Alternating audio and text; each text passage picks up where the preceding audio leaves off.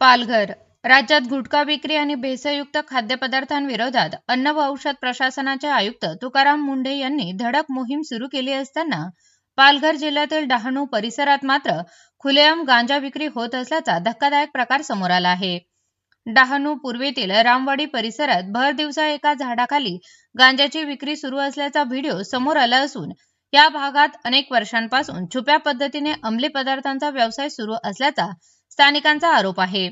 या अवैध व्यवसायामुळे परिसरातील अनेक तरुण गांजाच्या आहारी जात असल्याचेही नागरिकांचे म्हणणे आहे।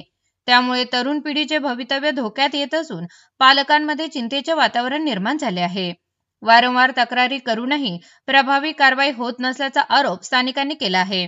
समोर आलेल्या या व्हिडिओमुळे डहाणू पोलिसांच्या कार्यपद्धतीवर प्रश्नचिन्ह उपस्थित होत असून आता पालघरचे पोलीस अधीक्षक यतीश देशमुख या गंभीर प्रकरणाची दखल घेऊन संबंधित गांजा विक्रेत्यांवर नेमकी कोणती कारवाई करतात याकडे संपूर्ण जिल्ह्याचे लक्ष लागले आहे।